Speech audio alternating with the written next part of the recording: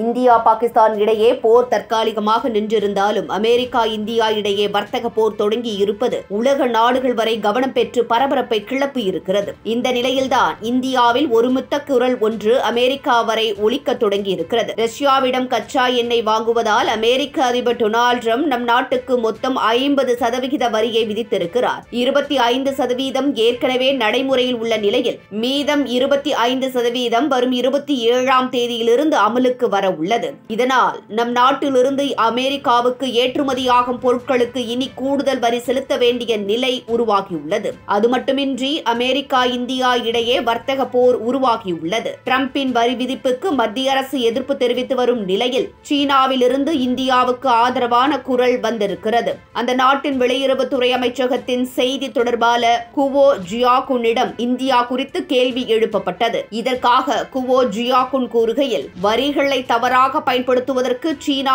எப்போது எதிர்ப்பு தெரிவிக்கும், இது நிலையான முடிவாகும் என்று கூறி அமெரிக்காவை எதிர்த்திருக்கிறார். இந்த நிலையில்தான் இந்தியா மீதான வரி விதிப்புக்கு சீனா ஊடகங்கள் கடும் எதிர்ப்பு தெரிவித்துள்ளன.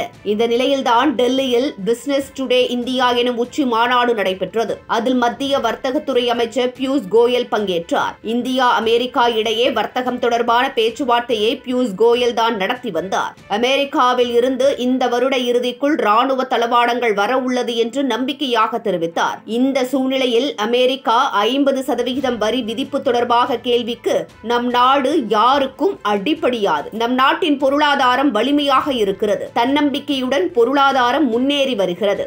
ஆண்டுதோறும் 6.5% என்ற அளவில் பொருளாதாரம் வளர்ந்து வருகிறது. இந்த வளர்ச்சியை அதிகப்படுத்த தேவையான நடவடிக்கைகள் எடுக்கப்பட்டு வருகிறது.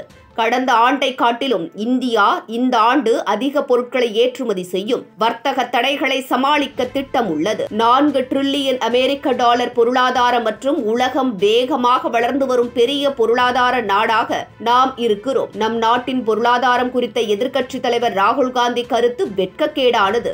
நான் அவரை கண்டிக்கிறேன். வெளிப்படையாக சொல்ல வேண்டுமென்றால், உலகிற்கு வழிகாட்டும் இந்தியா குறித்த ராகுல் காந்தியின் கருத்தை இந்த நாடு ஒருபோதும் மன்னிக்காது. நம் நாட்டில் கரன்சி, அந்நிய செலாவணி கையிருப்பு, பங்குச் சந்தைகளின் நிலவரங்கள் நன்றாக உள்ளன. பிற வளர்ந்து வரும் நாடுகளின் பொருளாதாரத்தை ஒப்பிடும்போது நம் நாட்டில் பணவீக்கம் மிகவும் குறைவாக உள்ளது.